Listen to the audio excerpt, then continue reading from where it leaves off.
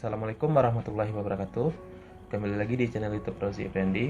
Baiklah, pada video kali ini kita akan membahas mengenai seputaran soal oftalmologi atau soal mata. Semoga soal KMPPD dan pembahasan kali ini bisa bermanfaat terutama bagi kawan-kawan yang akan mengikuti ujian UKMPPD. Nah, langsung saja kita masuk ke soal yang pertama.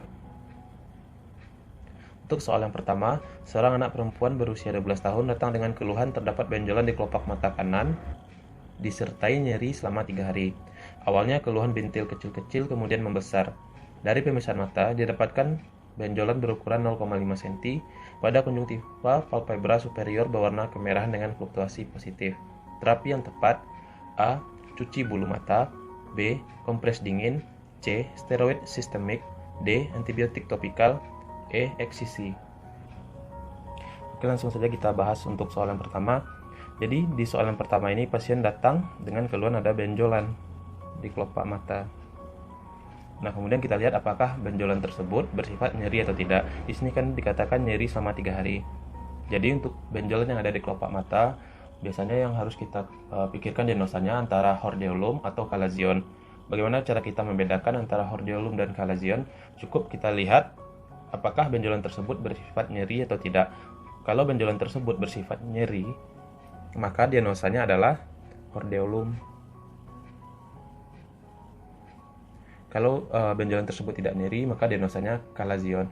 Untuk gambaran klinisnya itu hampir sama, cuman yang membedakan balik ke tadi itu apakah ada terdapat nyeri atau tidak. Jadi untuk hordeolum ini dia merupakan inflamasi pada kelenjar Zest ataupun kelenjar Moll. Kemudian untuk mikroorganisme yang biasa menyebabkan terjadinya hordeolum adalah Staphylococcus aureus. Biasanya karena kebiasaan mengusap mata,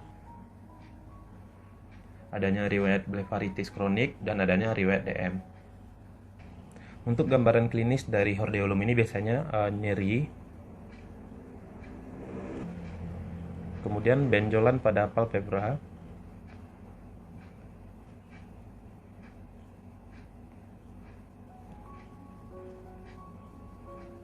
fotofobia, dan lakrimasi. Kemudian untuk terapi dari hordeolum,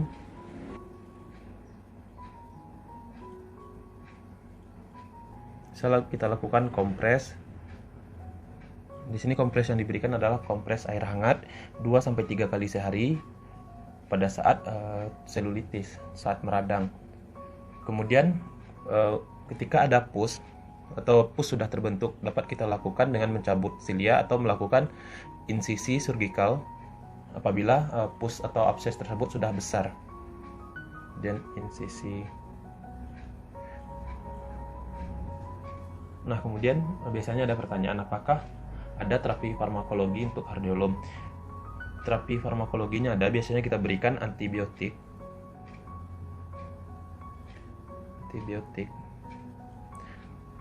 dalam bentuk tetes 3-4 kali sehari.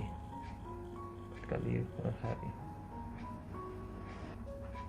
Nah, selain pemberian antibiotik, dapat juga kita berikan NSAID untuk mengurangi nyeri dan adanya edem. Nah, kita kembali ke soal. Di soal kan untuk opsinya cuci bulu mata ini tidak tepat karena untuk terapi cuci bulu mata biasanya dilakukan pada pasien dengan blefaritis anterior. Jadi jawaban A salah. Kompres dingin tidak tepat, seharusnya yang diberikan adalah kompres hangat. Kemudian steroid sistemik, steroid tidak tepat. Steroid sistemik tidak tepat karena biasanya yang kita berikan adalah NSAID yang jenis eye drop. Kemudian antibiotik topikal bisa diberikan itu dengan tujuan untuk mengontrol infeksi dengan pemberian 3-4 kali sehari. Jadi ini bisa. Eksisi. Untuk eksisi juga tidak tepat karena yang harus dilakukan adalah seharusnya kita melakukan insisi dan drainase pada abses yang sudah besar. Jadi untuk jawaban nomor 1 adalah antibiotik topikal. Oke, kita lanjut ke soal nomor 2. Di soal nomor 2, seorang anak perempuan berusia 15 tahun datang dengan keluhan kelopak mata kanan bengkak, nyeri, dan merah. Dari hasil pemeriksaan didapatkan adanya krusta kekuningan pada bulu mata kanan dan tampak bulu mata yang rontok. Diagnosis: A. Blefaritis anterior stafilokokal, B. Blefaritis anterior seboroik, C. Blefaritis posterior, D. Blefarokonjungtivitis, E. hordeolum. Nah, kita balik lagi ke soal. Di soal di sini sudah dikatakan pasien mengalami bengkak pada mata kanan disertai adanya krusta kekuningan. Jadi bukan hanya sekedar bengkak. Jadi diagnosanya bengkak plus adanya krusta kuning. Bengkak, nyeri, merah plus krusta kuning. Jadi untuk diagnosa hordeolum itu udah dapat kita singkirkan karena hordeolum tanpa adanya krusta kuning. Jadi cuman bengkak terus ada tanda-tanda inflamasi. Tampak adanya krusta kekuningan pada bulu mata dan tampak bulu mata yang rontok. Jadi hordeolum tidak ada bulu mata yang rontok. Jadi untuk diagnosa hordeolum itu dapat kita coret.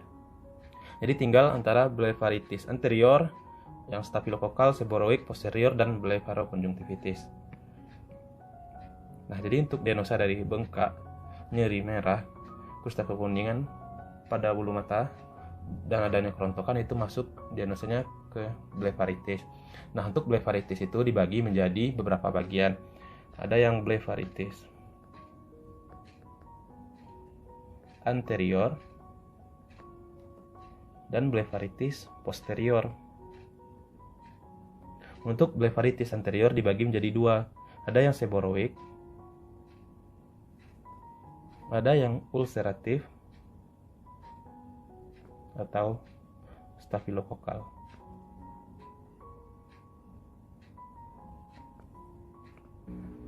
Nah, masing-masing dari blefaritis ini memiliki gejala khas masing-masing. Untuk yang seboroik, blefaritis anterior seboroik, dia memiliki gejala berupa adanya gambaran seperti ketombe atau krusta kekuningan.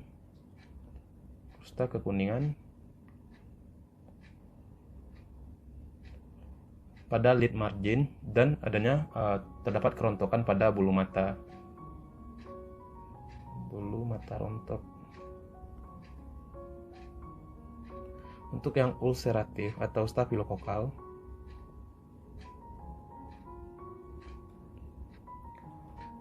ini juga hampir sama dengan seboroik, cuman pada blefaritis anterior ulceratif, apabila krustanya kita angkat, itu akan tampak ulkus kecil. Krusta diangkat, tampak ulkus. Untuk kerontokan dia bisa ada, bisa tidak. Untuk blefaritis anterior stafilokokal. Nah, untuk yang blefaritis posterior,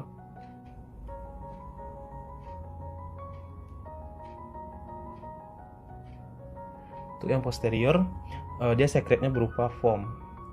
Sekret seperti foam. Nah, apabila dilakukan eversi palpebra akan nampak garis-garis kekuningan vertikal. Jadi itulah beda antara blefaritis anterior seboroik ulceratif dan blefaritis posterior. Kita balik lagi ke soal. Di soal kan yang dibahas, dia memiliki krusta kekuningan pada bulu mata kanan dan tampak bulu mata yang rontok. Jadi dia tidak ada membahas adanya krusta yang diangkat kemudian ada ulkus. Dia tidak membahas itu dan tidak membahas dilakukan eversi palpebra yang menunjukkan garis-garis kekuningan vertikal. Jadi jawaban yang tepat di sini adalah yang berdasarkan gejala pasien ini adalah blefaritis anterior jenis seboroik, di mana gambaran khasnya adalah krusta kekuningan disertai bulu mata yang rontok. Jadi jawaban yang tepat untuk soal nomor 2 adalah B, blefaritis anterior seboroik. Baiklah, kita lanjut ke soal yang nomor 3. Untuk soal yang nomor 3, seorang laki-laki berusia 25 tahun datang ke puskesmas dengan keluhan bengkak di kelopak mata kiri yang dirasakan sejak 3 hari yang lalu. Bengkak dirasakan nyeri tapi tidak mengganggu penglihatan. Air mata sering keluar. Pada pemeriksaan didapatkan bengkak pada mata kiri menyerupai huruf S terbalik pada kelopak mata atas. Diagnosa pada pasien ini adalah A. Dacryocystitis, B. Dacryodenitis, C. Chalazion, D. Hordeolum interna, E. Hordeolum externa. Jadi untuk soal mata ini apabila kita temukan kata kunci, itu kita langsung saja pilih jawabannya tanpa membaca soal atau memikirkan kemungkinan diagnosa lainnya. Karena di soal ini kata kuncinya bersifat pasti untuk diagnosa yang akan diberikan. Nah, di sini ada kata kunci yang khas pada soal itu, mata kirinya menyerupai huruf S terbalik pada kelopak mata atas. Dimana ini merupakan gambaran khas untuk diagnosa dari dacryodenitis. Nah, jadi apabila kawan-kawan menyumpai soal seperti ini kadang bisa merupakan soal bonus bagi kita, karena untuk soal mata ini jawabannya selalu pasti. Jadi untuk dacryodenitis ini adalah suatu infeksi atau inflamasi akut pada kelenjar lakrimal, biasanya berkaitan dengan infeksi mumps, kadang-kadang bisa juga diakibatkan karena bakteri. Untuk gambaran klinis yang khas itu, pembengkakan pada palpebra superior bagian lateral biasanya berbentuk seperti huruf S terbalik, disertai dengan nyeri dan kemerahan. Kemudian dapat juga mengakibatkan produksi air mata menjadi berkurang. Jadi jawaban yang tepat untuk soal nomor 3 ini adalah dacryodenitis. Nah, bagaimana dengan dacryocystitis? Kalau untuk dacryocystitis, dia merupakan inflamasi akut pada sakus lakrimal di sekitar kantus media.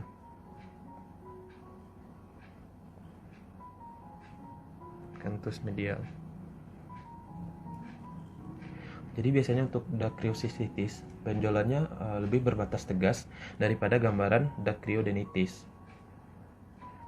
Kemudian untuk chalazion ini merupakan peradangan kronik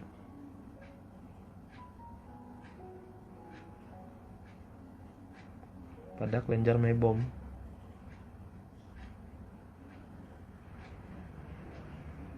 Untuk gambaran dari chalazion ini benjolan dia tidak nyeri, keras, dan warnanya hampir sama dengan warna kulit normal. Nah, untuk hordeolum interna, dia merupakan inflamasi yang akut. Kalau chalazion kan kronik, kalau hordeolum dia inflamasi akut. Untuk interna dia juga pada kelenjar mebom.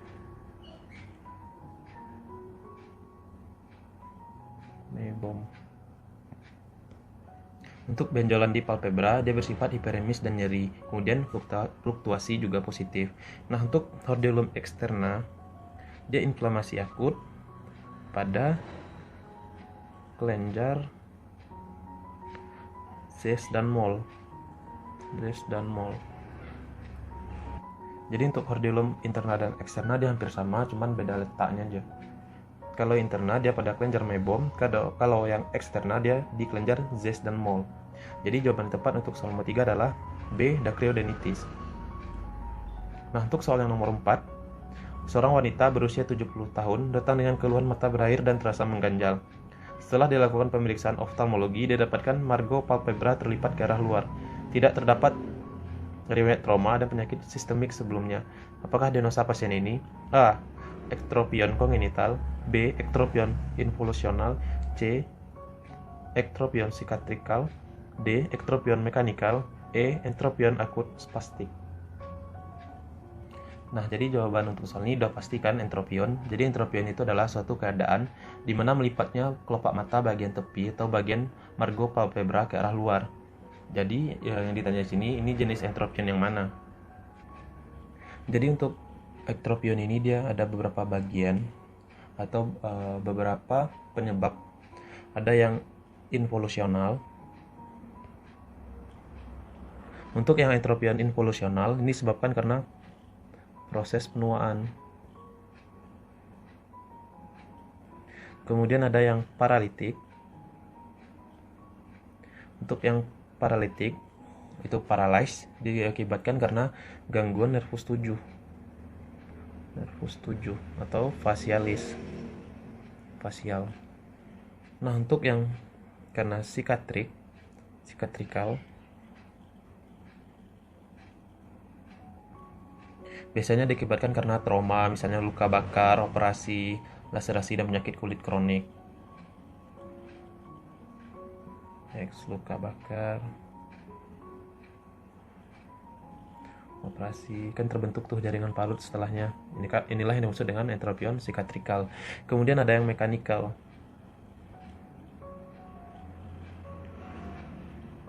Untuk contoh mekanikal itu akibat herniasi lemak orbita.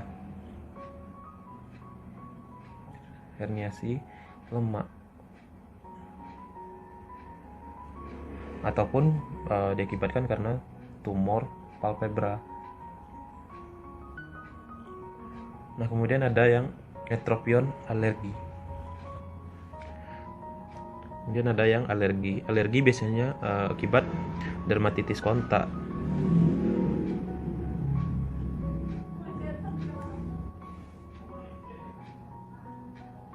Kemudian ada yang entropion kongenital, yaitu penyakit bawaan lahir. Nah, balik lagi ke soal. Di soal kan tidak terdapat riwayat trauma dan penyakit sistemik sebelumnya. Ini murni karena faktor genetik atau usia, diakibatkan karena proses penuaan. Jadi jawaban yang tepat adalah entropion involusional. Jadi jawaban nomor 4 adalah B. Oke, next kita ke soal yang nomor 5. Untuk soal nomor 5, wanita 22 tahun, atlet renang, datang dengan keluhan penurunan penglihatan sejak 2 hari. Mata merah positif, injeksi perikornea, nyeri positif, silau positif. Pasien selalu memakai lensa kontak, bahkan kadang jika berenang. Diagnosa yang tepat: A. Keratitis bakterial, B. Keratitis fungal, C. Keratitis herpes, D. Keratitis amoeba, E. Konjungtivitis. Nah, kita balik lagi ke soal. Di soal kan pasien datang dengan keluhan penurunan penglihatan sejak 2 hari yang lalu.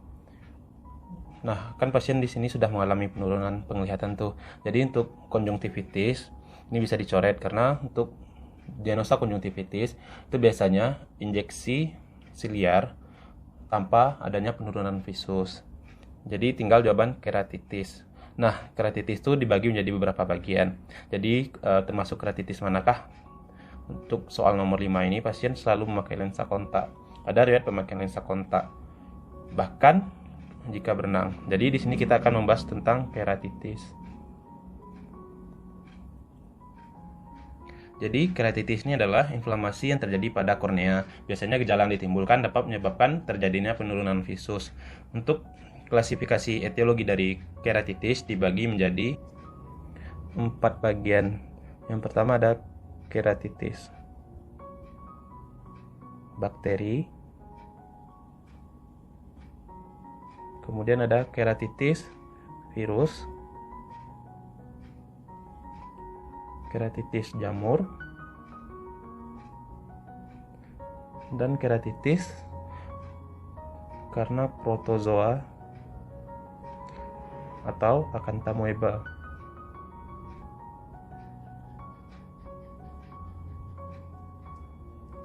Nah, untuk dari beberapa jenis keratitis ini dia mempunyai ciri khas masing-masing. Untuk keratitis bakteri itu biasanya karena diakibatkan karena riwayat trauma, misalnya karena lensa kontak. Untuk gambaran khasnya ada ulkus kornea. Ulkus kornea dengan atau tanpa hipopion. Untuk gambaran khas dari keratitis virus, biasanya lesi dendritik atau pseudodendritik.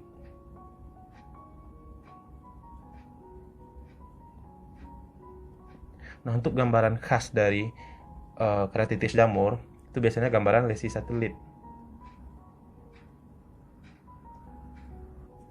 Untuk gambaran khas dari keratitis protozoa atau Acanthamoeba, itu gambarannya ring shape lesion. Nah, untuk pemeriksaan penunjang yang perlu kita lakukan, untuk keratitis bakteri kita lakukan pemeriksaan gram. Untuk yang keratitis virus, itu pemeriksaan penunjangnya dapat lakukan PCR. Untuk yang jamur itu menggunakan KOH 10%.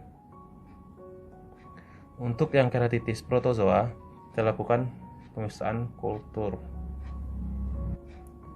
Nah, sebelum masuk ke gambaran khas, dapat juga kita lakukan pemeriksaan berupa anamnesa. Nah, yang ditanyakan pada anamnesa untuk keratitis bakteri perlu kita tanyakan apakah ada riwayat trauma pada mata, misalnya terkena ranting atau ada juga pemakaian lensa kontak. Untuk keratitis virus, kita tanyakan apakah terdapat riwayat berulang atau kelelahan fisik. Untuk keratitis jamur, bisa kita tanyakan apakah pasien menggunakan steroid topikal dalam jangka yang lama, karena steroid topikal dapat mengakibatkan terjadinya keratitis jamur apabila dipakai untuk waktu yang lama. Kemudian apakah ada riwayat trauma dengan ranting pohon, bisa juga mengakibatkan keratitis jamur. Untuk keratitis protozoa, itu ada anamnesa khas yang perlu kita tanyakan, yaitu berupa penggunaan lensa kontak terutama saat berenang, karena kita tidak tahu apakah kandungan protozoa atau seberapa besar kandungan protozoa atau amoeba dalam air kolam berenang tersebut. Jadi penggunaan lensa kontak yang dipakai ketika berenang itu mengakibatkan lebih berisiko untuk seseorang terkena keratitis protozoa. Nah, untuk gambaran dari keratitis protozoa sudah dibahas di ring separation. Untuk pemisahan penunjangnya dapat dilakukan kultur. Nah, kita balik ke soal. Di soal kan pasien merupakan seorang atlet renang. Pasien selalu memakai lensa kontak, bahkan kadang jika berenang. Nah, berenang pun dia memakai lensa kontak. Tadi penggunaan lensa kontak bahkan ketika berenang masuk ke dalam anamnesa dari keratitis protozoa. Jadi jawaban yang tepat adalah keratitis amoeba. Jadi untuk jawaban nomor 5 D, keratitis amoeba. Nah, jadi sekian dulu untuk video pembahasan soal kali ini. Semoga video ini bisa bermanfaat, dan jangan lupa subscribe video ini untuk menunjukkan kepedulian teman-teman sekalian terhadap channel ini. Terima kasih.